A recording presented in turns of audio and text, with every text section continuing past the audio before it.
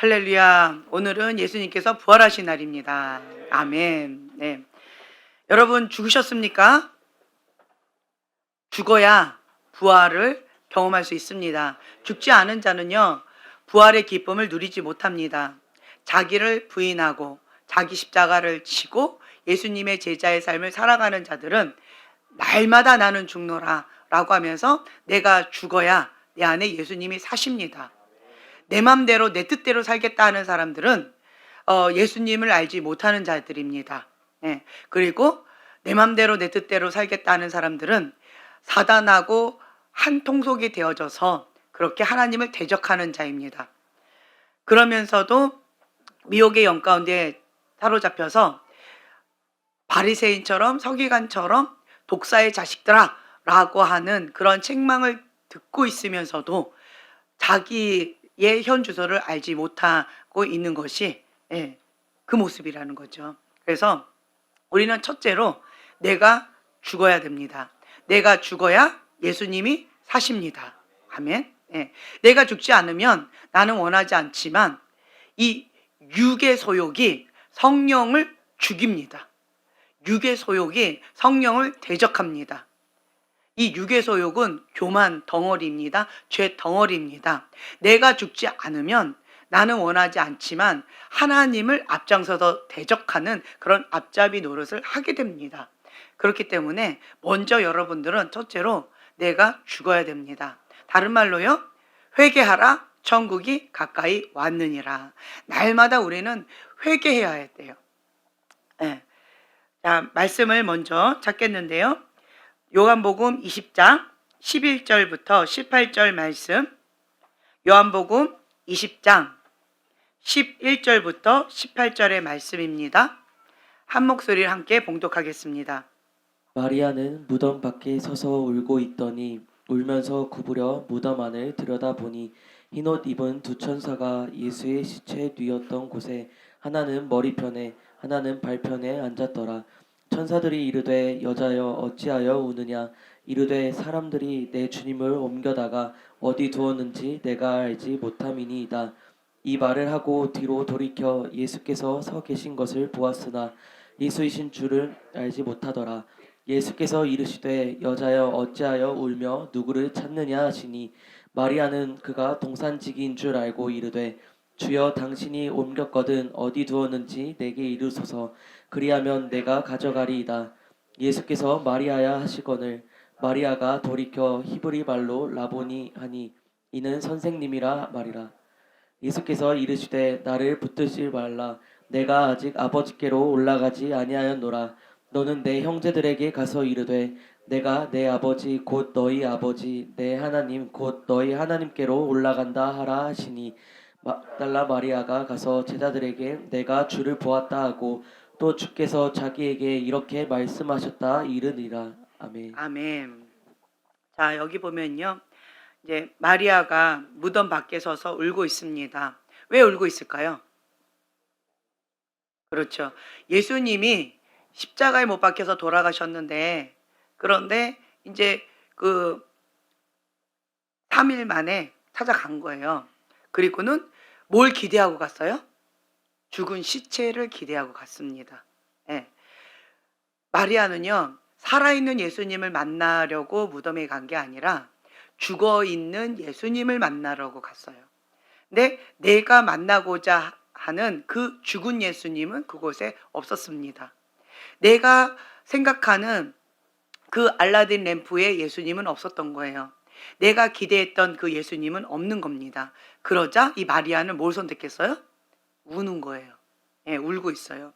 예수님께서는 3일 만에 부활할 것이다 라고 말씀을 하셨음에도 불구하고 마리아는 그것을 기억하지 못합니다. 왜 그럴까요? 현실 가운데 눈에 보이는 것 가운데 내가 알고 있는, 내가 그리고 있는 그 예수님, 주님께서 진리 말씀을 하시지만 그것을 내가 받아들이고 있지 못하고 있어요. 왜요? 내 박스 안에 예수님을 가두려고 하다 보니까 사람이 죽었는데 부활한다? 뭐 그럴 수도 있겠지만 그것은 그냥 그 얘기고 못 알아듣고 있는 거예요. 한마디로.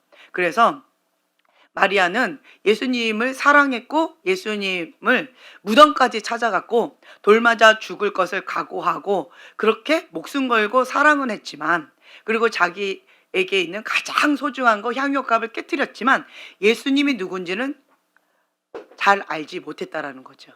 그리고 예수님께서 말씀하셨던 그 진리의 말씀도 깨달아 알지 못했다라는 거예요. 그래서 이 마리아는 자기의 박스, 이 박스가 깨져야 됩니다. 내가 죽어야 됩니다. 내가 죽어야 내 안에 예수님이 사십니다. 내가 죽어야 예수님을 만납니다. 근데 이 마리아는 자기 박스, 내가 생각하는 그 예수님의 박스가 너무 단단하기 때문에, 그렇기 때문에 예수님의 말씀도, 그리고 뒤돌아서 예수님을 보았음에도 불구하고 예수님을 알아보지 못했습니다. 그 전에 또 누굴 만났어요? 무덤에 누가 있었어요? 천사가 있었어요. 그래서 천사가 말을 해줬습니다. 그럼에도 불구하고 마리아는 그것을 깨닫지를 못했어요. 자, 천사를 보면 우리는 어떨 것 같아요? 그렇죠. 깜짝 놀랄 텐데 마리아는 천사를 보고도 놀라지도 않아요. 예. 그리고 그 천사가 예수님의 부활에 대해서 얘기해 줬을 텐데도 그것을 깨닫지도 못합니다. 왜 그럴까요? 깊은 슬픔에 빠지면요, 보이지도 않고요, 들리지도 않습니다. 자기가 원하는 어떤 목적에 딱 포커스가 맞춰 있으면 보이지도 않고요, 들리지도 않습니다. 죄악된 인간이요, 이 완악한 마음이라고 표현한 마태복음 13장에 보면은요, 마음이 완악해요. 볼 수 있는 눈, 들을 수 있는 귀가 없다라고 되어 있는데, 그것은 하나님의 진리의 말씀을 듣지 않고 내가 원하는 그 어떤 거에 마음을 포커스를 잡아버려요. 죄악에 내 마음과 눈을 빼앗겨 버립니다. 그러면 하나님의 진리의 말씀을 볼 수도 없고요, 들을 수도 없고, 하나님을 보고자 해도 보지를 못합니다. 만나고자 해도 만날 수가 없습니다. 왜 그럴까요? 이 마음을 완악하게 하신 이유가 있어요. 볼 수 있는 눈, 들을 수 있는 귀가 없게끔 하신 이유가 있어요. 거기에 보면 뭐라고 돼 있어요? 마태복음 13장에 보면 회개하여 돌이킬까 봐. 회개하라, 천국이 가까이 왔느니라. 근데 많은 사람들이 이 완악한 마음은 돌이키지 않습니다. 그리고 그냥 예수님을 찾아 헤매고 있어요. 나의 눈과 귀를 진리의 말씀 가운데 모든 생각을 사로잡아 그리스도의 말씀에 복종해야 되는데, 그거는 하지 않고, 회개는 하지 않고, 내 생각을 하나님의 말씀에 복종시켜서 이 말씀대로 살아가고자 하는 이거를 바꾸지는 않고, 내 생각은 바꾸지는 않고 그냥 예수님을 찾아 헤매고 있어요. 예수님이 내 옆에 계십니다. 내 앞에 천사들이 있습니다. 그리고 진리의 말씀, 복음을 전해 줍니다. 그리고 예수님이 내 옆에 계셔서 나에게 말씀도 하십니다. 그럼에도 불구하고 보지도 못하고요, 듣지도 못합니다. 왜 그럴까요? 방금 말씀드린 것처럼 이 완악한 마음, 이 완고한 마음, 나의 견고한 진, 이거를 깨트리지 않아서 그런 거예요. 그래서 먼저 여러분들은요, 예수님을 찾는 거 좋습니다. 하나님의 얼굴을 구하는 것도 좋습니다. 예, 자꾸 찾는 것도 좋아요. 하나님 기뻐하시는 일 가운데 죽도록 충성하는 것도 좋습니다. 그런데 첫째로 뭐부터 해야 돼요? 회개부터 해야 된다는 거예요. 회개. 하나님께서는 가장 먼저 외치셨던 말씀이 회개하라, 천국이 가까이 왔느니라. 회개하지 않고 예수님을 찾는 자들, 회개하지 않고 교회 다니는 사람들, 회개하지 않고 어떤 직분자 혹은 사역을 하고 있는 사람들, 불법을 행한 자여 내가 너를 모른다, 내게서 떠나가라 라고 하신다라는 거예요. 그래서 여러분들은 다른 거 아닙니다. 예수님께서 이 땅 가운데 왜 십자가의 대속제물로 오셨어요? 회개하고 돌이켜서 천국을 누리게끔 하기 위해서, 죄의 포로 되었던 사단의 자식들을 주님께서 대속제물로 피값을 사셨어요. 회개하고 하나님의 자녀 삼으시려고. 이게 구원이고 복음입니다. 근데 복음을 싹 빼고 내가 원하는 어떤 것만 요구하고 있는 거예요. 내가 원하는 그 그림에 예수님만 찾고 있는 거예요. 찾을 수 있을까요? 찾을 수 없습니다. 예수님 사랑하는 거 맞습니다. 예수님을 전심으로 찾았던 것도 맞습니다. 그런데 회개를 안 했어요. 그 진리의 말씀 가운데 내 생각을 복종을 하지 않습니다. 눈과 귀가 가려져 있어요. 이 마음이 깨어지지 않은 거예요. 내 틀을 박살내지 않은 거예요. 내가 죽지 않은 거예요. 그러면 예수님을 만나도, 예수님을 보아도, 예수님의 음성을 들어도, 진리의 복음을 맛보아도 맛볼 수가 없습니다. 근본, 이 뿌리를 바꾸셔야 돼요. 다른 말로요, 우리는요 영혼육이 있습니다.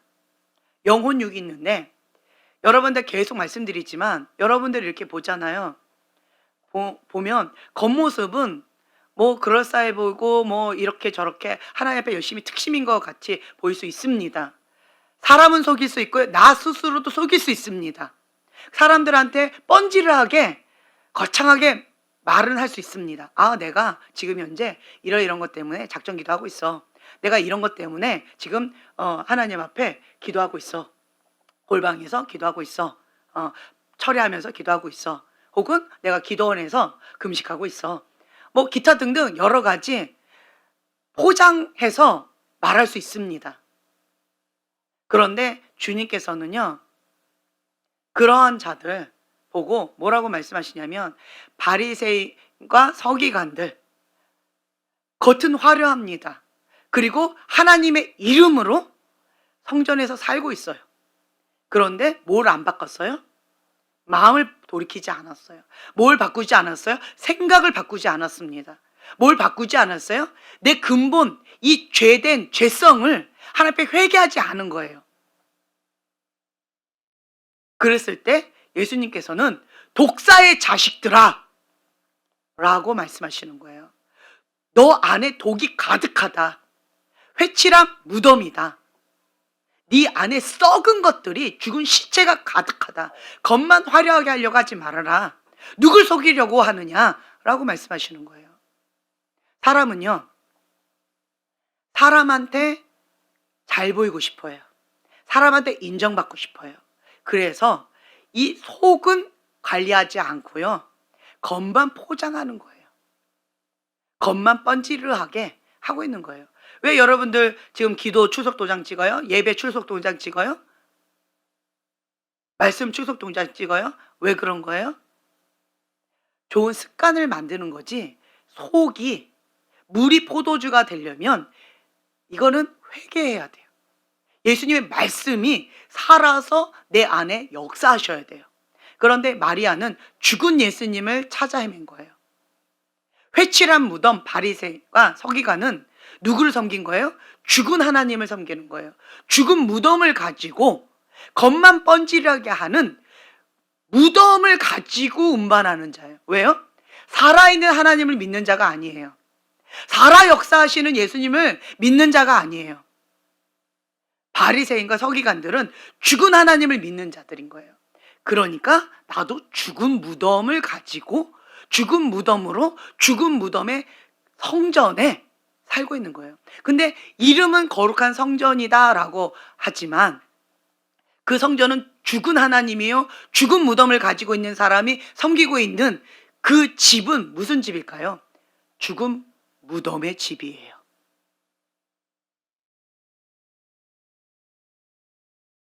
다른 말로요, 회개가 없는 집은 죽은 무덤의 집이다 라고 하는 거예요. 예수님께서는, 그리고 세례 요한은 회개하라, 천국이 가까이 왔느니라, 그 한 말씀 전하는 거예요. 세례 요한은 그 한 말씀 전하고 사명 다 했습니다. 그만큼 그것이 중요하다는 거예요. 주의 길을 예비하러 이 땅 가운데 왔어요. 6개월 반짝하고 그리고 사명 다 하고 갔어요. 인간적으로 봤을 때는 세례 요한이 비참한 것 같아요. 젊은 나이에 저렇게 6개월 반짝하고 목 베어서 죽었다. 회개하라, 천국이 가까이 왔느니라 물세례를 주고 그리고 예수님 잠깐 만나고 그리고 그냥 죽었어요. 그런데 세례 요한은 핵심적인 복음을 전했어요. 세례 요한은 죽은 하나님을 믿는 자가 아니었어요. 세례 요한은 살아 역사하신 하나님을 믿는 자였어요. 그렇기 때문에 예수님을 봤을 때 예수님을 알아봤어요.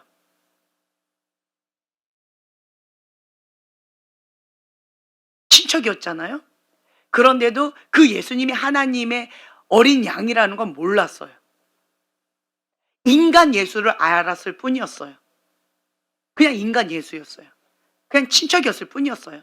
그런데 세례 요한이 사명을 감당하자 살아 역사하시는 그 하나님을 모시고 그 사명을 감당하자 그 인간 예수가 다르게 보이는 거예요. 영의 눈이 띄어진 거예요. 볼 수 있는 눈이 생긴 거예요. 들을 수 있는 귀가 열린 거예요. 이 왕과 했던 내 틀이, 인간 예수라고 했던 이 인간의 틀이 깨져버린 거예요. 내가 죽으니까 살아 역사하시는 하나님을 믿으니까 그 살아 역사하시는 하나님이 내 안에 계시니까 인간 예수가 다르게 보이는 거예요. 하나님의 아들 예수 그리스도로 보여지는 거예요. 그러면서 영의 눈이 열리니까 세례 요한의 눈에는 과거에는 대제사장이요, 바리새인이요, 서기관이요, 하나님의 귀한 종들이다. 그리고 거룩한 성전이다. 이렇게 봤을 수 있을 것 같아요. 그런데 내가 살아 역사하신 그 하나님을 믿고 그 사명을 감당하기 시작하자 그들을 향하여서 뭐라고 불렀어요? 독사의 자식들아.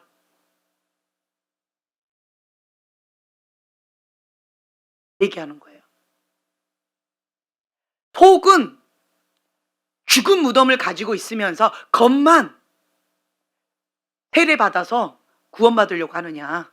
안 된다. 불가능하다. 얘기하는 거예요. 여러분도 죽은 하나님을 찾고 있으면 빈 무덤에서 슬피 우는 거예요. 깊은 슬픔 가운데 내 생각에 사로잡히고 내 틀, 내 고정관념에 사로잡혀 있으면 예수님을 만나도 예수님을 알 수가 없어요. 누가복음 24장에 보면은요, 엠마오로 가는 두 제자의 이야기가 나와 있습니다. 거기 보면은요, 16절에 그들의 눈이 가려져서 그인 줄 알지 못하거늘. 그 위에 예수님과 같이 동행했어요. 예수님이 가까이 오셨어요. 예수님과 같이 걸어가고 있는 거예요. 그런데 엠마오로 가는 그 두 제자가 예수님과 같이 있으면서도, 예수님과 대화하면서도 예수님을 알아보지 못했어요. 왜 그랬을까요? 그 17절에 나와 있습니다. 함께 봉독합니다. 예수께서 이르시되 너희가 길 가면서 서로 주고받고 하는 이야기가 무엇이냐 하시니 두 사람이 슬픈 빛을 띠고 머물러 서더라. 네. 깊은 슬픔에 빠져 있어요. 왜요? 예수님 죽었다. 내 사고의 틀 가운데 이게 박스에 딱 박혀 있는 거예요.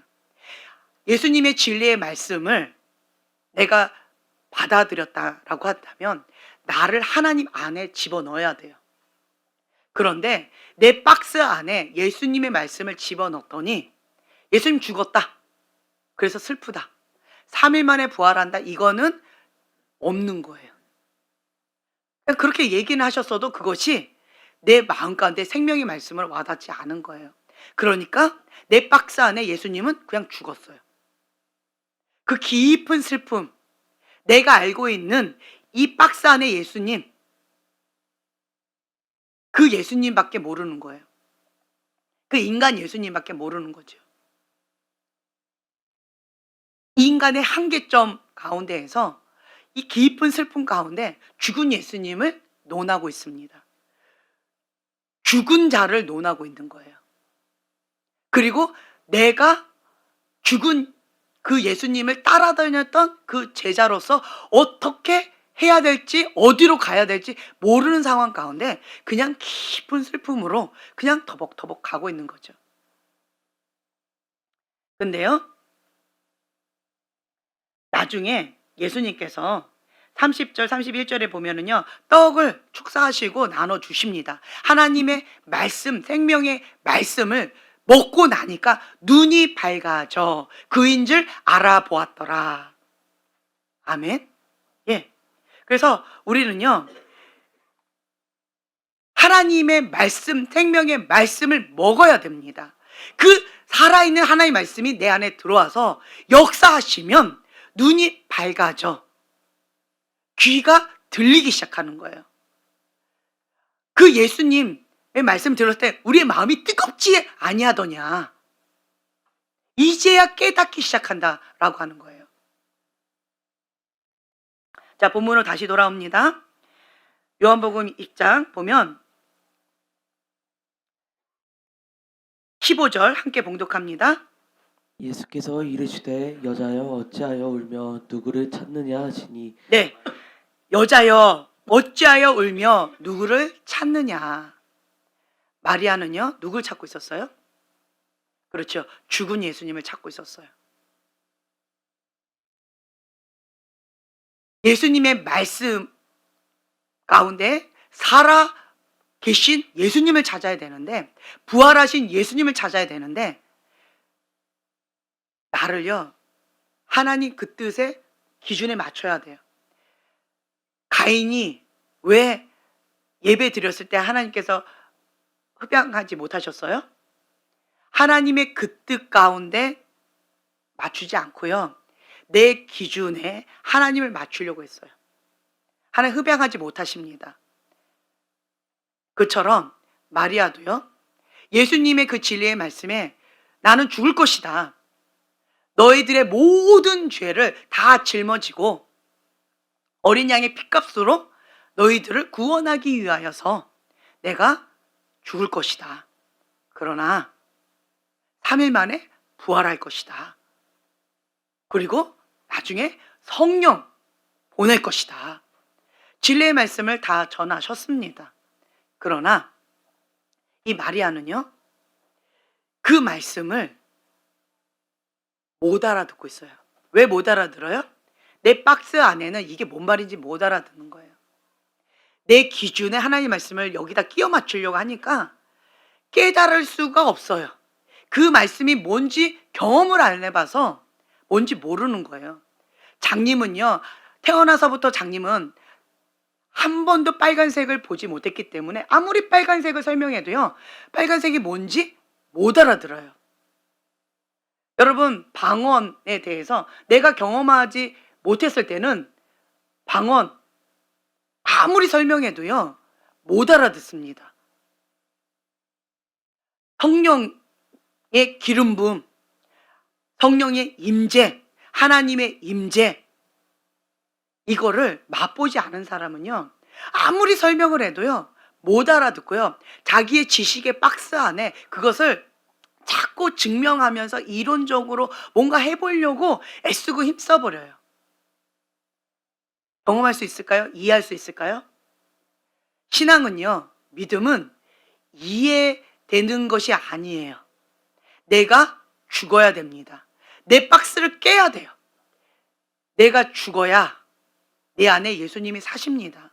내 틀을 깨야 하나님의 그 기준에 내가 맞출 수 있습니다. 그 작업이 바로 회개입니다.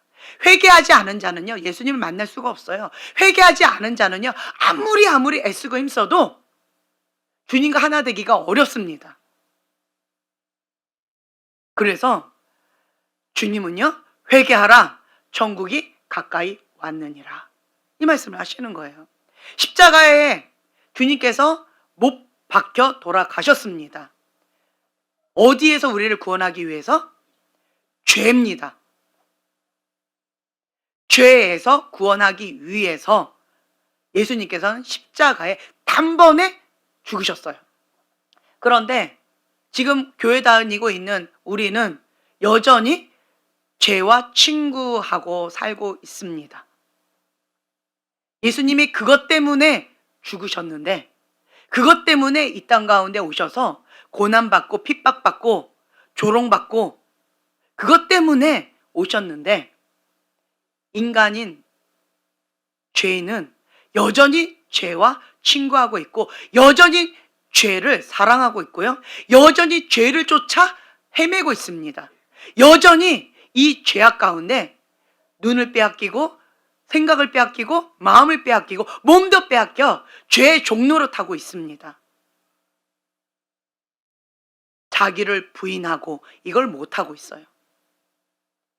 인간의 이 본성 죄성은요, 자기를 부인하고 이게 되어야 죄와 결별이 됩니다. 왜 죄 짓는 사람 죄를 못 끊어요? 자기를 사랑하고 자기를 부인하고가 안 돼서 그래요. 자기 뜻대로 내 맘대로 하고 싶어하는 그 죄된 본성을 부인하고가 안 돼서 그러는 거예요. 그거는 건들지 않고 하나님을 사랑한다, 하나님을 바라기를 원한다, 기도한다, 기도해서 산다, 철야한다, 금식한다, 백날 해보세요. 회개 어렵습니다. 회개가 안 됐는데 겉치장만 하고 있는 거예요. 다른 말로요, 방금 말씀드린 이거는 바리새인과 서기관들의 그 뒤를 쫓아가는 길입니다. 여러분 성경에 보세요. 바리새인과 서기관들 인간적으로 정말 대단하신 분들이에요.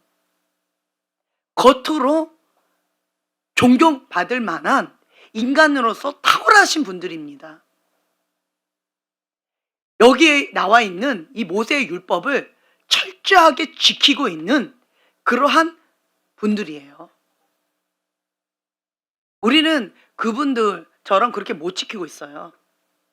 그런데 그분들의 단점이 뭐예요? 겉만 치장하고 있다. 다른 말로요, 그분들 못하고 있는 게 뭐예요? 회개를 못하고 있다. 그거예요. 그러자 예수님은 겉만 치장하고 있는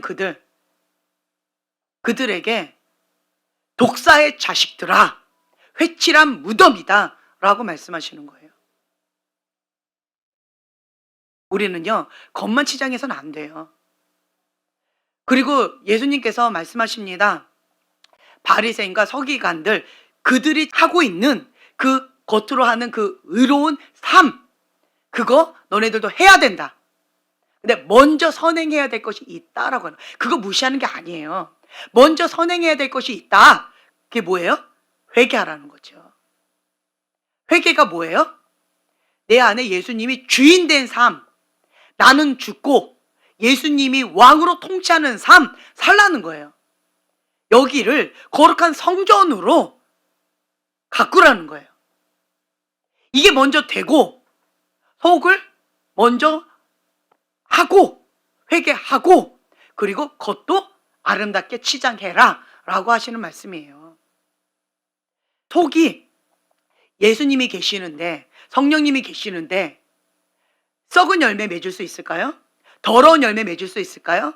불가능합니다. 열매로 그들을 알지니 열매가 저절로 맺혀지는 거예요. 그런데 우리는요, 우선순위를 바꿉니다. 겉만 자꾸 열매, 겉모양만 치장하고요, 겉의 것만 갖고 판단하고 정죄하고 어떻고 저떻고 얘기를 많이 합니다. 여기에 애써요. 이 열매는요, 누구 몫이에요? 하나님의 몫입니다. 내가 해야 될 건 뭐예요? 회개입니다. 우리는 열매를 맺으려고 애쓰고 힘쓰는 게 아니에요.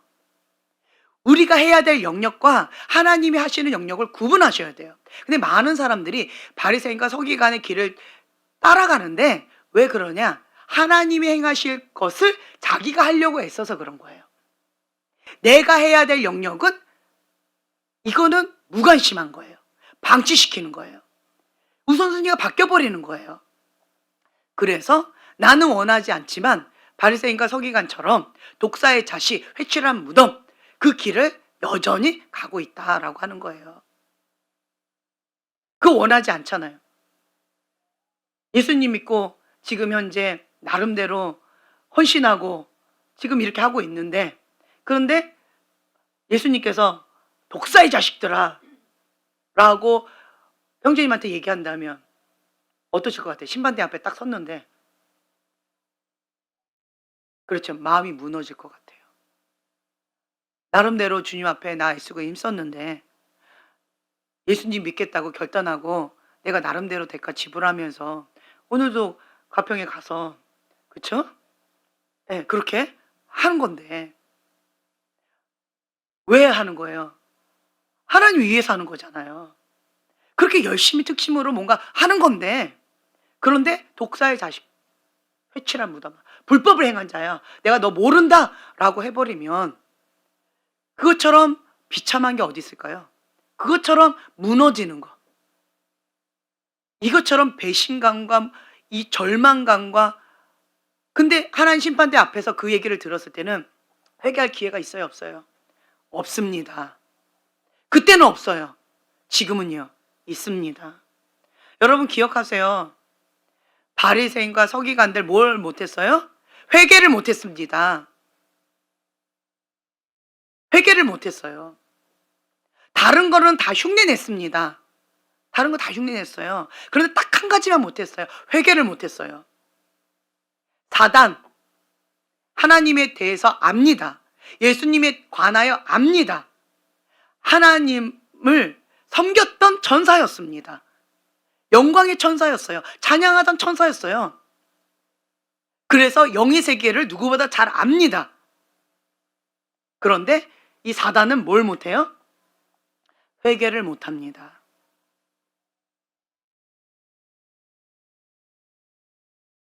부자 청년, 율법 잘 지켰습니다. 어릴 때부터 내가 다 지켰나이다. 그런데 내 안에 주인이 누구였어요? 자기였습니다. 돈이었습니다. 다른 말로요, 뭘 못했어요? 회개를 못했습니다. 주인이 안 바뀌었습니다. 회개가 안 된 거예요. 겉모양은 뻔질했습니다. 겉모양은 자랑할 거리가 많았습니다. 스펙도 빵빵했습니다. 그런데 회개가 안 된 거예요. 예수님을 만나자 예수님께서 이거를 드러내 주셨습니다. 너 회개가 안 됐다. 회개하라, 천국이 가까이 왔느니라. 먼저 선행해야 될 것이 있다. 겉으로 하는 열매들은 네가 자랑할 만하다. 그 열매는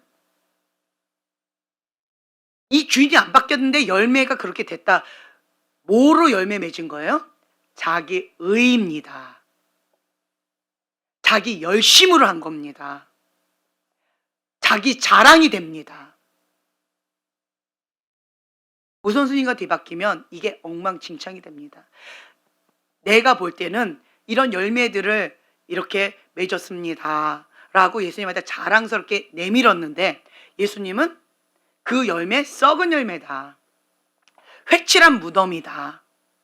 열매가 겉으로는 화려하게 보이는데 그 속은 뭐예요? 썩었다는 거예요. 쭉정이라는 거예요. 알곡같이 보이는데 거기가 쭉정이라는 거예요. 그걸 직면시켜 주시는 거예요. 나는 이런 열매 저런 열매, 나는 10가지 그 계명 다 지켰습니다. 어릴 때부터 그렇게 했습니다. 근데 주님께서는 그거는 썩은 열매다. 왜? 회개가 안 됐기 때문에. 주인이 안 바뀌었기 때문에, 예수님이 주인이 아니기 때문에 네가 맺었다고 하는 그 열매들은 자기 의의 열매요, 성령의 열매가 아니다. 우리가 할 일은 열매를 열심히 맺으려고 애쓰고 힘쓰는 게 아니다. 뭐만 하면 된다? 네, 회개하고, 그리고 예수님이 포도나무시니까 우리는 가지입니다. 내가 포도나무가 되려고 하면 안 돼요. 근데 이 부자 청년은 내가 포도나무가 되려고 한 거예요. 자기의 신분을 망각한 겁니다. 하나님의 영역과 나의 영역이 있는데 이거를 바꿔버린 거예요.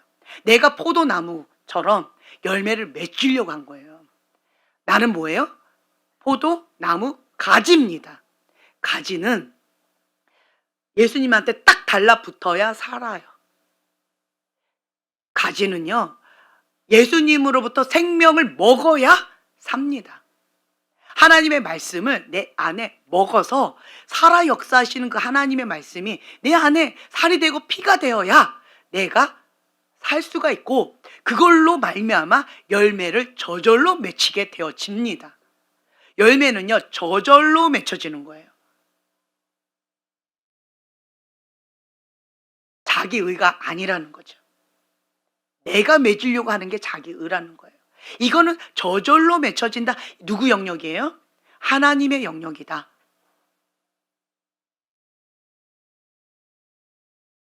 내가 죽어야 예수님이 내 안에 사십니다. 자기를 부인해야 죄에서 나올 수 있습니다. 죄인들 보세요. 뭐 하나 못해요? 네, 회개 못해요. 회개를 왜 못해요? 자기 부인이 안 되는 거예요. 이런 얘기 있더라고요. 자기 부인을 사랑해야 자기 부인이 된다. 이런 얘기가 있습니다. 네. 자기 부인을 못하는 거예요. 자기 사랑, 세상 사랑, 자기 만족, 이기적인 자기 중심적인 사고 방식, 자기 중심적인 생각, 이게 회개가 안 되는 거예요. 그러면 죄의 종에서 벗어나기 어렵습니다. 죄의 종에서 벗어나기 어려운데 십자가 예수님 만날 수 있을까요? 불가능합니다. 예수님은 죄에서 구원하기 위해서 이 땅 가운데 오셨고, 십자가에 못 박혀서 피 한 방울 나를 위해서 흘려주셨습니다. 뭐 하기 위해서? 죄에서 구원하기 위해서. 그런데 여전히 죄를 좋아하는 마음, 죄하고 친구된 삶, 그런 삶을 계속 살면서 뭔가 겉만 자꾸 이렇게 뻔질하게 하는 거 아니라는 거예요. 그래서요, 우리는요, 이 속을 봐야 되는데, 제가 계속 뿌리를 얘기하죠. 뿌리가 건강해야 열매가 튼실해집니다. 뿌리가 썩어 있으면, 뿌리가 좀 먹었으면 결국 어떻게 될까요? 예, 그거는 뻔합니다. 지금 현재 안 죽어도요, 뿌리가 썩어 있는 거 보면 그거 그냥 내버려 두면 그냥 그거 말라 죽습니다. 끝났어요. 눈에 보이지 않아도 뻔히 보이는 게 있어요. 제가 신령해서 보는 게 아니고 그걸 딱 보면, 아, 저 사람이 이 내면에 있는 이것을 지금 현재 우선순위 하고 있는가, 아니면 겉만 뻔질하게 하고 있는가, 가인의 제사를 드리고 있는가, 아벨의 제사를 드리고 있는가, 나의 중심의 포커스가 주님의 말씀의 기준인가, 아니면 내 기준으로 내가 원하는 하나님 믿고 내가 원하는 알라딘 램프의 하나님 믿으면서 신앙생활하고 있는가, 그 근본 뿌리를 보면 저는 그 결과가 뻔히 보여지는 거예요. 이게 보이니까 결과가 보여진다는 거예요. 그래서 멀었다라고 저는 보여져요. 그런데 당사자는 뭐라고 얘기할까요? 나 열심히 하고 있다. 나 열심히 하고 있는데 계속 뭐라고 하면 나보고 어쩌라고 라고 그렇게 반응할 거예요. 대화가 안 되죠. 사후적 대화가 됩니다. 왜 대화가 안 될까요? 자기를 부인하고 이게 안 된 사람은요, 육에 속한 사람이에요. 육에 속한 사람과 영에 속한 사람이 대화가 될까요? 영이 다릅니다. 영이 달라요. 이거 무서운 말이에요. 영이 다르다라고 하는 거는요, 무서운 말이에요. 우리가 신앙 색깔이 다를 수는 있습니다. 그런데 영이 다르다라고 하는 건 무서운 말이에요. 육에 속한 사람과 영에 속한 사람은요, 영이 다릅니다. 그래서 대화가 안 되는 거예요. 성령님께서 단식하십니다. 육에 속한 사람은 뭐가 우선순위에 있을까요? 자기 사랑, 자기 중심적인 거예요. 거기 틀에서 못 벗어나요. 자기 중심적인 사람도요, 육에 속한 사람도 열심히 특심으로 하나님을 믿을 수 있습니다. 이런 사람도요, 부흥 강사가 될 수 있습니다. 이런 사람도요, 하나님의 종이 될 수 있습니다. 그런데 이 육에 속한 사람은 하나님 심판대 앞에 딱 서면 주님께서 뭐라고 말씀하실까요? 불법을 행한 자여, 이렇게 말씀하시는 거예요. 육에 속한 사람도요, 예수님의 이름으로 귀신을 내어 쫓을 수 있고요, 예수님의 이름으로 권능을 행할 수 있습니다. 아이러니 아닌가요? 할 수 있어요. 예수님의 이름의 권세가 있기 때문에 그래요. 그걸 믿어요. 예수님의 이름의 권세가 있다는 걸 믿습니다. 그런데 뭘 못하는 거예요? 회개를 못하는 거예요. 귀신도 보세요. 예수님의 이름의 권세가 있다는 거 믿어요, 안 믿어요? 믿습니다. 그러니까 예수님의 이름으로 떠나가라 그러면 믿으니까, 그리고 그 영적인 세계를 아니까 자기는 갈 수밖에 없어요. 그리고 그 안에 있는 귀신이 또 이렇게 얘기해요. 너 왜 아직도 숨어있냐? 그 누구도 나한테 떠나가라고 명한 사람이 없었다. 그래서 나는 여기 있었다. 이렇게 얘기해요. 영적인 세계를 너무나도 잘 알고 있습니다. 예수님의 이름의 권세가 뭔지 압니다. 과자의 이름으로 떠나가라. 가라사대로 떠나가라. 베드로의 이름으로 떠나가라. 귀신 떠나갑니까? 귀신이요, 귀신같이 압니다. 다른 이름으로는 떠나가지 않는다는 거. 유일하게 딱 한 방법밖에 없어요. 자기를 쫓아내는 거는 딱 하나밖에 없어요. 왜요? 십자가에 예수님께서 죄에서 피값으로 사셨어요. 그래서 예수님의 이름의 권세를 믿는 자들, 그런 자들, 예수의 이름으로 떠나가라 라고 하면 자기는 그 이름에 복종할 수밖에 없다는 걸 그 누구보다도 귀신이 압니다. 육에 속한 사람도요, 압니다. 믿습니다.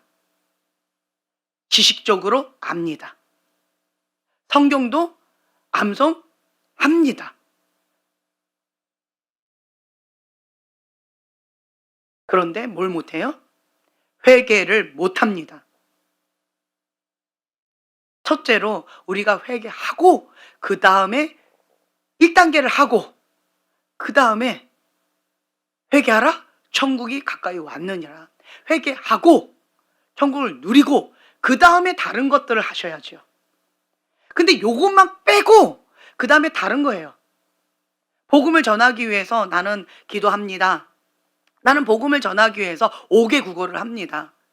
나는 하나님을 섬기기 위해서 내가 체력을 키우고 있습니다. 나는 뭐 봉사합니다. 다 귀한 겁니다. 해야 되는 거 맞습니다. 맞아요. 그런데 이거 안 하면 안고 없는 찐빵이에요. 안고 없는 찐빵. 제 말 무슨 말인지 아시겠죠?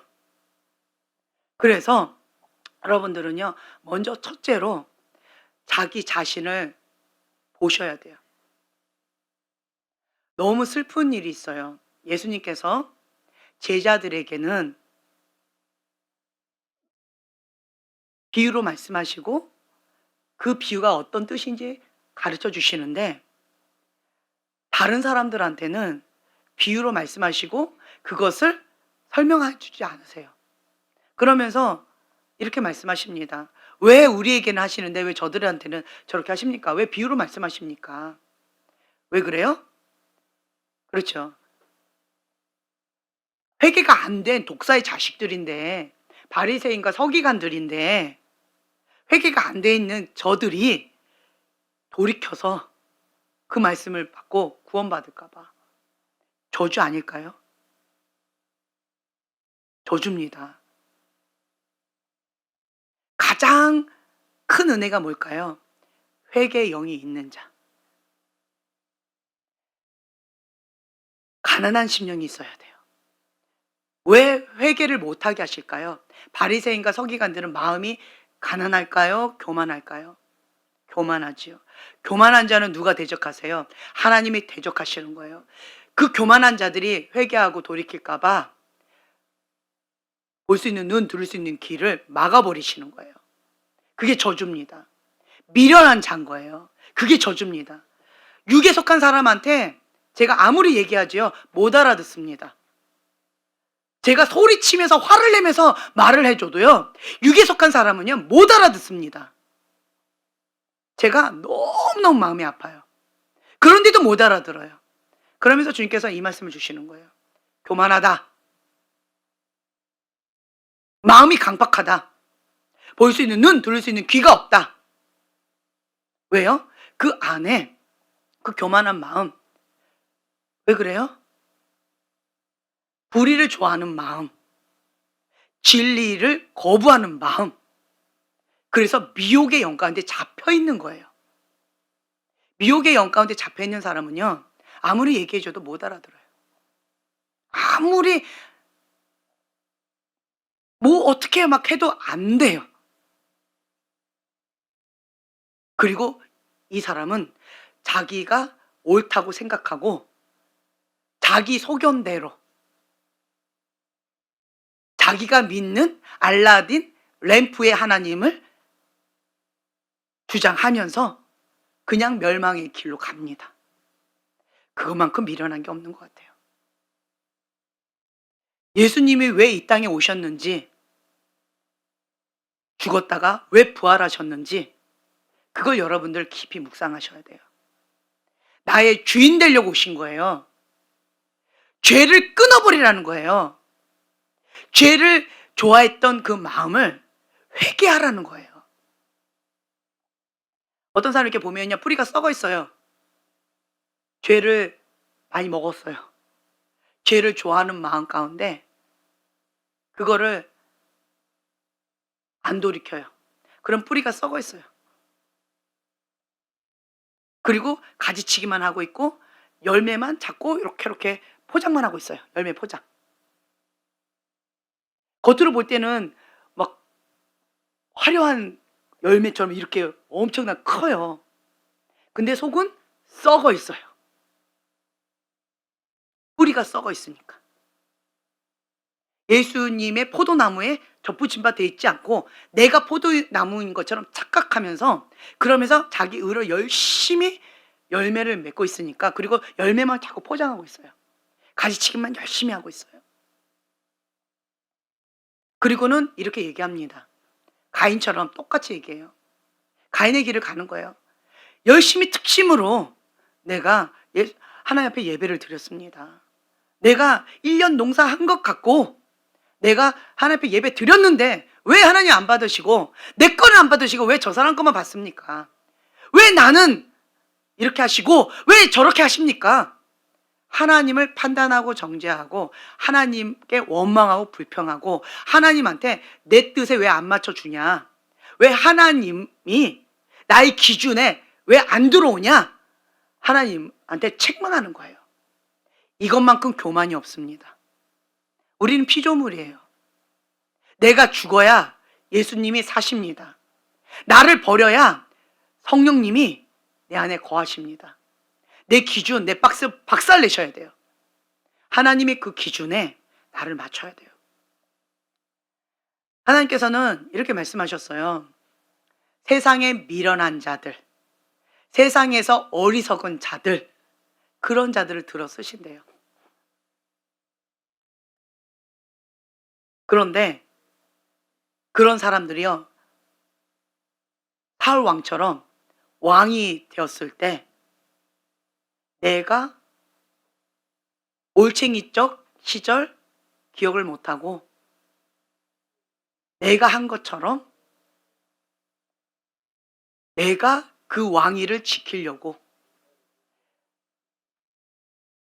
내가 주인인 양 이렇게 꽉 쥐게 돼요. 내가 힘을 주는 거예요. 내가 다른 말로요, 교만. 사람이요, 처음에는 제가 이제 저를 봐도 그렇고요, 사람들을 봐도 그렇고요, 처음에는 겸손한 마음으로 와요. 사울도요, 처음에는 숨었어요. 왕의 기름 부음을 이렇게 한다라고 하니까 나는 아닙니다. 베냐민 족속이고 베냐민 집하고 나 같은 천하고 천한 자, 나같이 이러한 미숙한 자, 나같이 이렇게 약한 자, 나는 아닙니다. 나는 왕이 될 자격이 없는 자입니다. 이렇게 생각하고 숨었어요. 그런데 찾아 헤매가지고 억지로 왕으로 세웠어요. 그랬던 사울이 왕이 되자 맛을 봤어요. 자, 보세요. 물질 맛봤습니다. 명예욕 맛봤습니다. 쾌락도 맛봤습니다. 그러자 내가 할 수 있다라고 하는 그런 마음 가운데 교만한 마음이 싹 올라오는 거예요. 자, 교만한 마음이 오면 어떻게 돼요? 하나님이 대적하십니다. 그러면요, 변질됩니다. 왕이 하나님의 말씀을 버렸으므로 하나님도 왕을 버렸나이다. 그 꼴이 되어버리는 거예요. 그래서요, 우리는요, 여러분 기억하셔야 돼요. 교만하면 안 됩니다.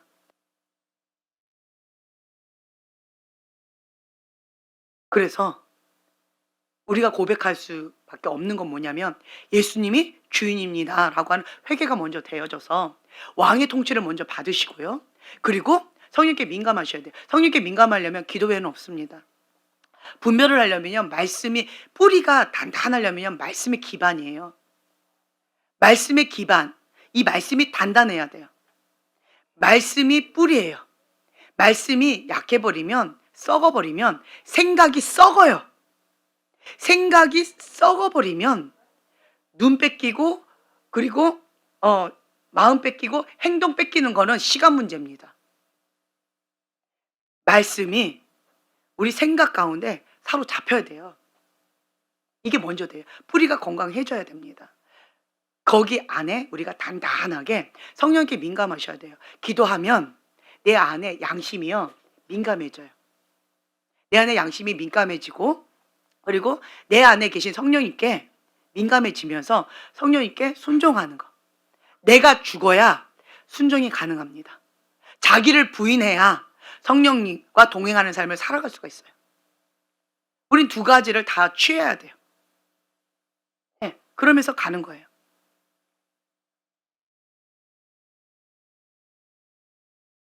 내가 죽으면서 성령께 민감하며, 그러면 내 안에 계신 성령님께서 더 활성화되고, 더 활성화되고, 내가 죽으면 성령님께서 더 파워풀해지시고, 성령님 역사하시고, 이게 선순환 되어진다는 거죠.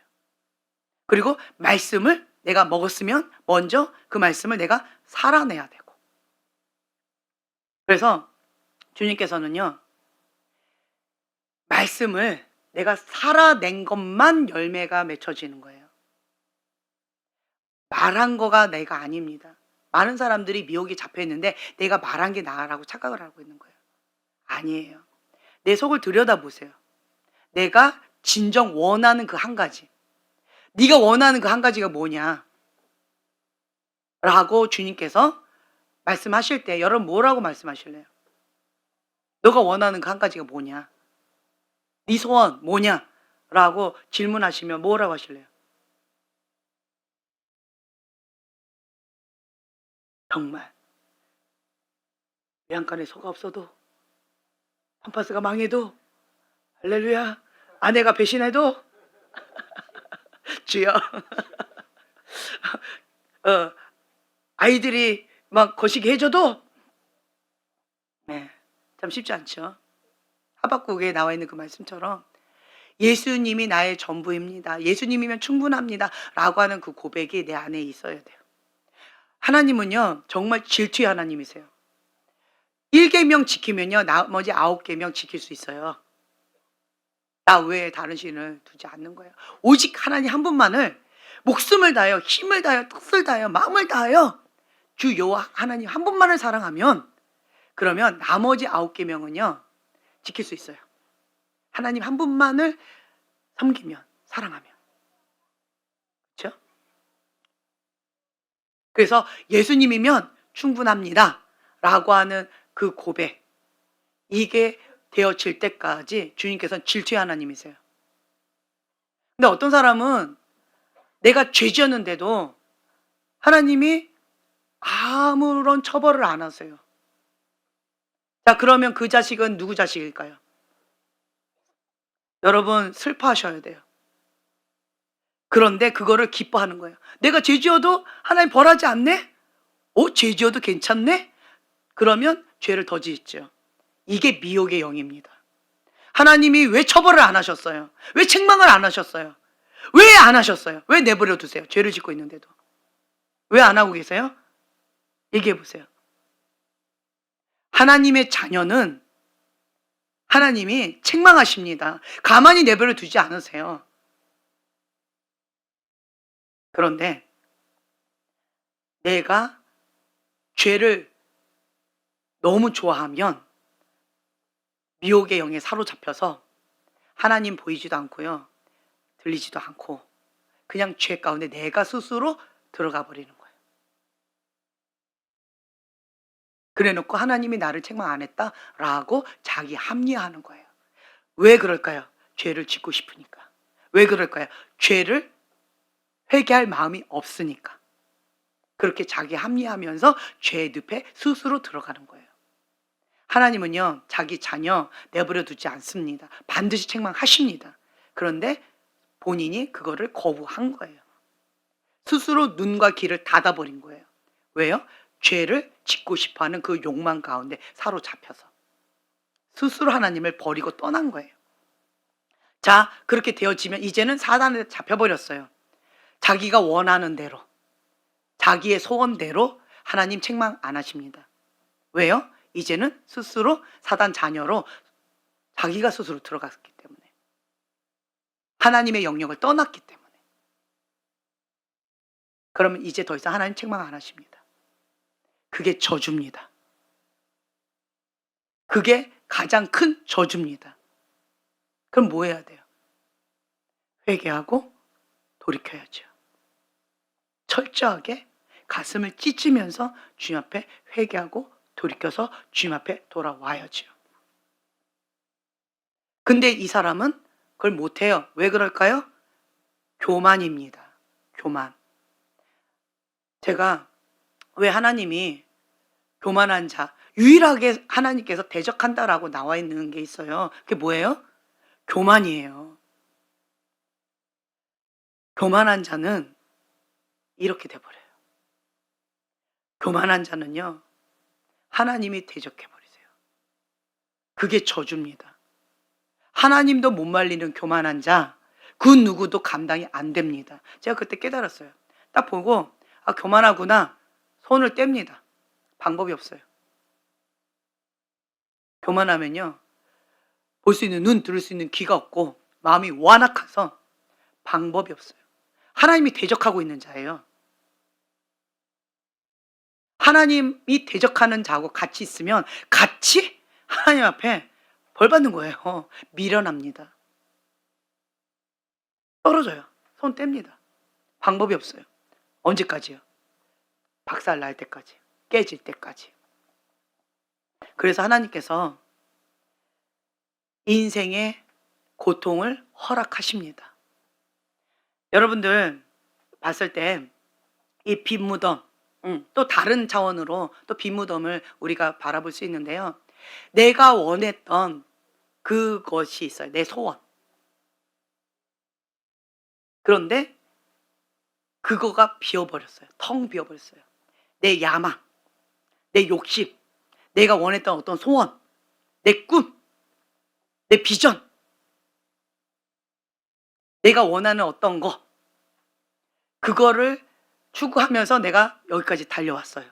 그런데 그것이 무너져 버렸어요.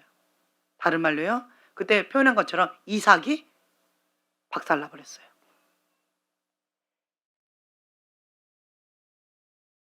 그랬을 때 여러분들이 마음이 어때요? 예, 공허해지죠. 그리고 슬픈 마음 가운데 웁니다. 막 우는 거예요. 그냥 빈 무덤. 내가 지금까지 거기에다가 계속 뭘 쌓아놓은 거예요. 계속 뭘 쌌어요. 물질이 주인이다 그러면 물질을 쌓는 거죠. 어떤 사람은 피아노가 주인이더라고요. 피아노를 계속. 어떤 사람 성악, 예, 그게 주인이더라고요. 그럼 그걸 쌓는 거예요. 명예욕, 예, 아니면 쾌락, 성적인 쾌락, 그걸 쌓는 거예요. 그렇게 막 하다가 그게 무너져 버렸어요.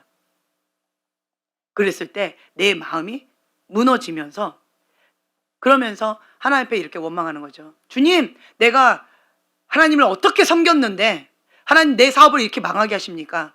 하나님, 내가 어떻게 섬겼는데 내 가정 이렇게 무너지게 하십니까? 내가 주님을 어떻게 섬겼는데 내 인생 이렇게 무너뜨리십니까? 내가 예수님을 어떻게 섬겼는데 내가 왜 대학에 떨어집니까? 내가 왜 애인한테 버림받았습니까? 내가 예수님을 어떻게 섬겼는데 내 배우자한테 내가 왜 이렇게 비참하게 버림받아야 됩니까? 내가 예수님 어떻게 섬겼는데 내가 사랑하는 그 사람이 왜 죽어야만 됩니까? 이러한 아픔과 원망이 있잖아요.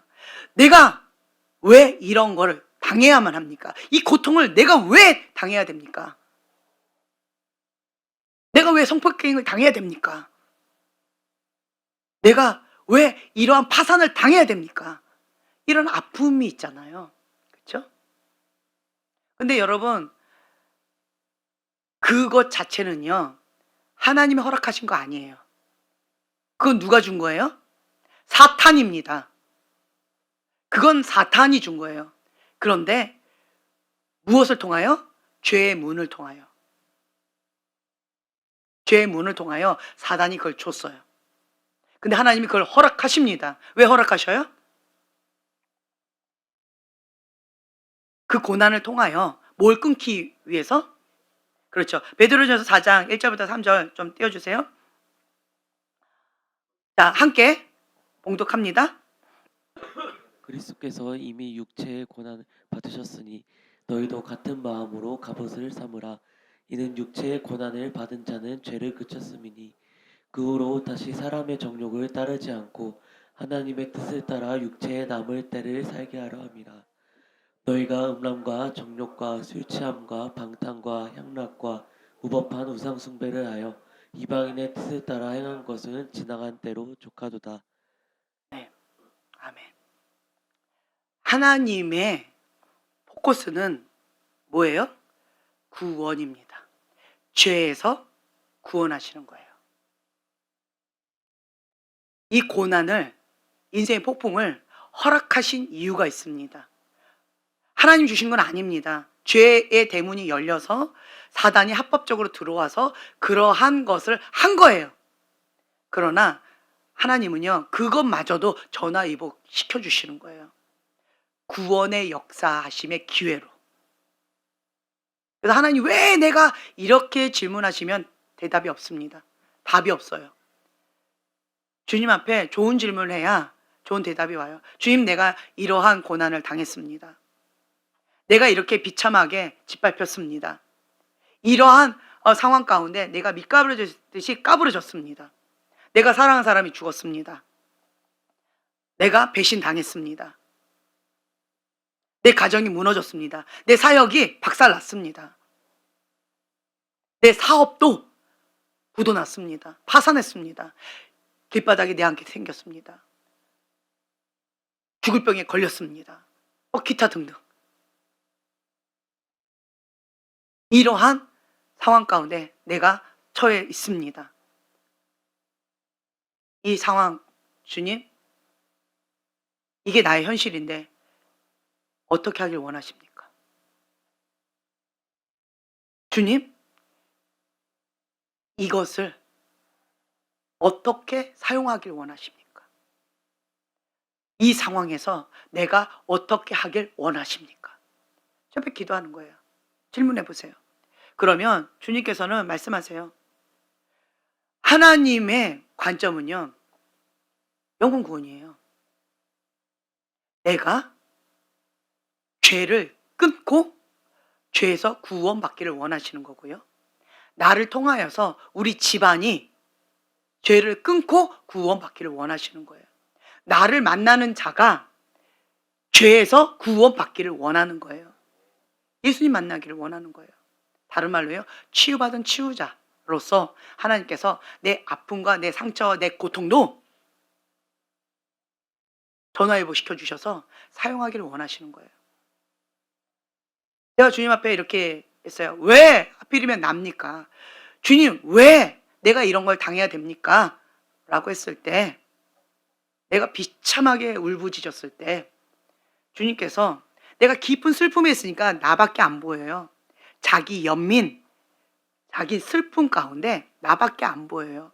볼 수 있는 눈, 들을 수 있는 귀가 없어요. 마음이 무너져서 아무것도 담을 수 있는 여유가 없어요. 그때 주님께서 저한테 뭐라고 말씀하셨냐면 주변을 보라는 거예요. 깜깜했어요. 근데 실컷 울고 나서 정신 차리니까 주님이 나한테 말씀하시는 게 보여지고 들려지는 거죠. 주변을 보래요. 그래서 깜깜한 주변을 막 보고 계속 보래요. 아무것도 안 보이는데 계속 보래요. 봤더니 나처럼 그렇게 비참하게 짓밟힌 그런 사람들이 셀 수 없이 많더라고요.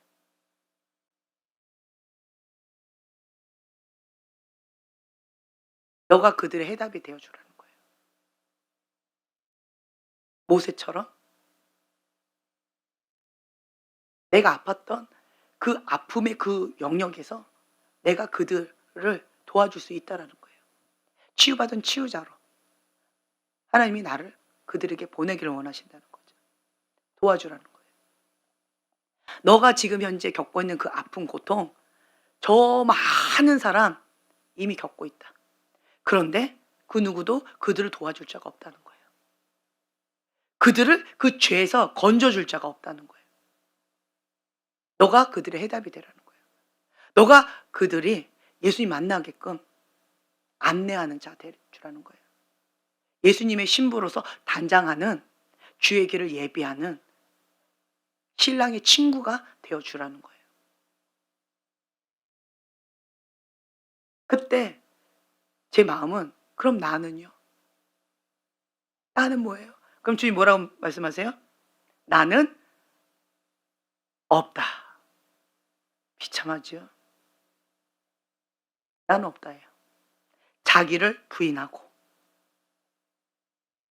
나는 없다. 그게 주님의 대답이었어요.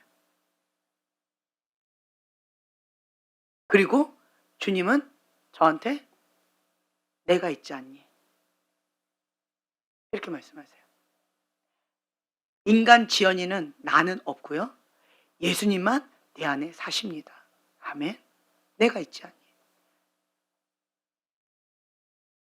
천지 창조하신 그 하나님이 내 안에 계시는 거예요. 그러면 나는 모든 것을 다 가진 자가 되는 것입니다. 그게 지혜로운 자라는 거죠. 내 생각과 내 뜻과 내 계획과 나의 어떤 그런 거가 하나님은 너무나도 달라요. 그걸 여러분 인정하셔야 돼요. 다른 말로 하나님의 절대 주권 인정하셔야 됩니다.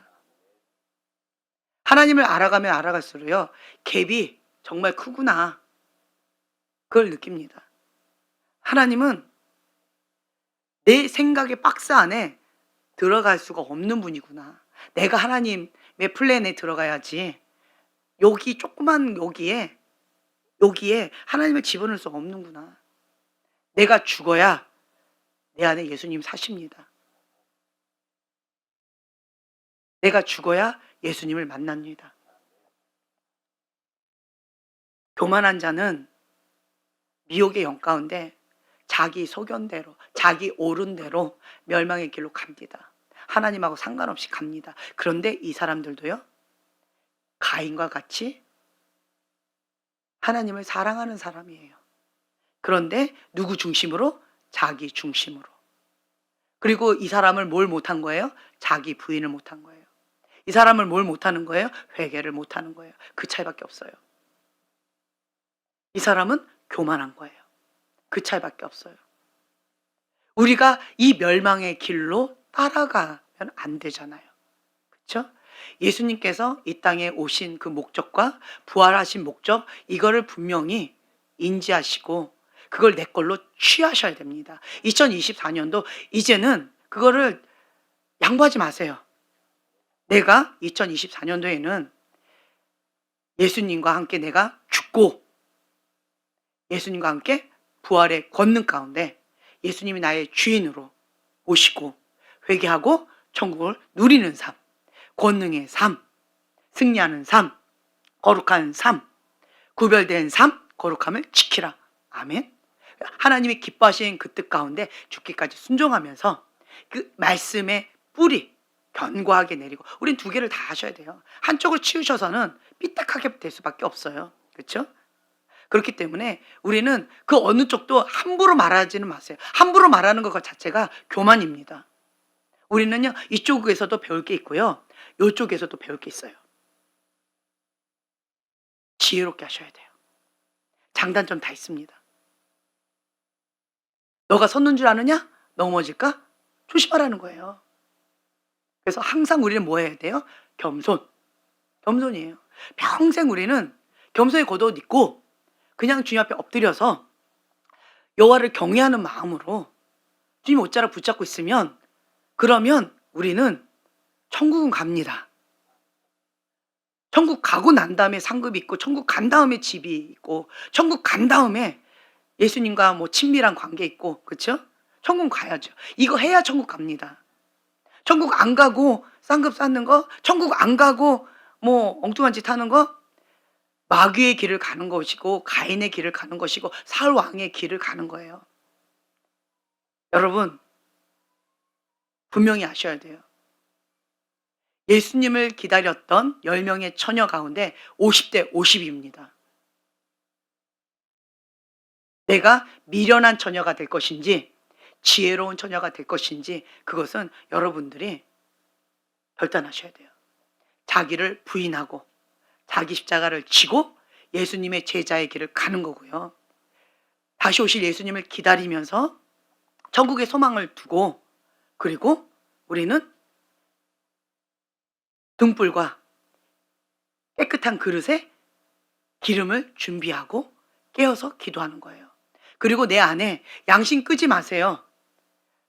내 안에 나는 죽고 예수님의 그 말씀의 기준과 나를 계속 쳐서 복종해요. 피 흘리기까지 싸워야 돼요. 그건 역행입니다. 내가 죽어야 말씀에 순종이 됩니다. 죄와 탈파하지 마세요. 죄를 극렬히 미워하는 그 마음 달라고 작정 기도하시고, 회개형 달라고 그거 놓고 기도하셔야 돼요. 내 생각을 말씀으로 완전히 사로잡아서 말씀을 선포해서 내 안에 말씀이 살아 역사하시는, 하나님이 역사하시는 그러한 집으로 여러분 모시고 사셔야죠. 여기를 죽은 무덤으로 만들지 마세요. 여기를 우상 집으로 만들지 마세요. 여기를 창기의 집으로 만들지 마세요. 여기를 더러운 집으로, 음란한 집으로 만들지 마세요. 여기는 거룩한 성전입니다. 먼저 거룩한 성전이 되어야, 회개해야 성령님과 동행하는 삶을 살 수 있죠. 여기가 더럽힌 상태에서 성령님과 동행한다? 불가능합니다. 그렇죠? 이곳 가운데 예수님의 보혈로 계속 흰눈보다 깨끗하게 예수님의 통치를 받고, 나는 뭐예요? 복종하는 것밖에 없어요. 나는 결정권은 나에게 있는 게 아닙니다. 그래서 나의 이러한 아픔, 이러한 고통, 이것이 하나님께 영광 돌리는 그러한 재료로 사용해 주세요 라고 올려드려 보세요. 내가 사랑하는 사람 죽었어요. 고통이지요. 하지만 이걸로 인하여서 하나님께 영광 돌리는 거예요. 그것 때문에 내가 하나님을 더 사랑하게 되어졌고, 사랑하는 사람을 잃은 사람들을 향한 내가 치유받은 치유자가 되어져서 그들을 하나님께 안내하는 자, 거기에 나는 전문가가 되어지는 거죠. 그렇죠? 그 어떤 것도 하나님 앞에 재료로 올려드리는 거예요. 치유받은 치유자로. 이 땅 가운데의 삶이 다가 아니라는 거, 여러분 그걸 명심하세요. 천국의 소망을 둔 자는요, 이게 가능합니다. 근데 이 땅에 소망을 둔 자는요, 그게 불가능해요. 억울해서 못 살아요. 배까지 입을 힘들어요. 자기를 부인하고 죽었다 깨어나도 못해요. 하지만 천국의 소망을 둔 자는요, 하나님이 살아 역사하시다는 걸 믿기 때문에 여기를 죽은 하나님을 모시고 사는 바리새인과 서기관처럼 살기를 거부합니다. 여기를요, 살아 역사하시는 하나님의 집으로, 여기를 먼저 가장 우선순위로 가꿉니다. 생명의 근원이 여기서 나오니까. 그래야 열매가 저절로 맺혀지니까. 여기가 생명의 근원이에요. 하나님의 거룩한 집, 성령님을 모시고 사는 삶. 죄에서 구원하기 위해서 오신 그 예수님이 나를 통치하시면 주님이 죄를 다스려 주십니다. 주님이 죄를 끊어 주십니다. 주님이 나를 책임져 주십니다. 그리고 나에게 최고의 것으로 인도해 주실 것입니다. 아멘. 그 주님을 우리는 신뢰합니다. 기도하고 마치겠습니다. 주님, 우리를 위하여 이 땅 가운데 오신 주님을 사랑합니다. 감사합니다.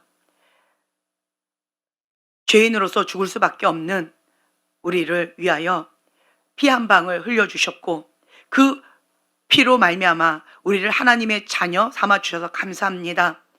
자기를 부인하고 자기 십자가를 지고 예수님의 제자의 삶을 살아가는 그러한 지혜로운 슬기로운 다섯 처녀의 삶을 살아갈 수 있도록 주님, 우리를 온전히 하나님의 거룩한 영으로 사로잡아 주시옵소서. 예수님만이 나의 주인이십니다. 회개하고 천국을 누리며 성령님과 동행하는 삶, 그것을 오늘부터 시작하기로 결단합니다. 예수의 이름으로 선포합니다. 주님, 역사하여 주시옵소서. 이전 것은 지나갔으니 보라, 새 것이 되었도다. 오직 예수님만이 나의 주인이시고 오직 성령님과 동행하는 삶, 하나님께 나의 눈을 고정하고 주님이 기뻐하시는 그 뜻 가운데 죽기까지 복종하는, 피 흘리까지 싸워서 승리의 깃발, 거룩한 깃발, 하나님께 영광 돌리는 삶, 나를 거룩한 산 제물로 올려드리는 그런 지혜로운 자로 주님 나아갈 수 있도록 성령님 강권적으로 역사하여 주시옵소서. 감사드리며 예수님의 이름으로 기도합니다. 아멘.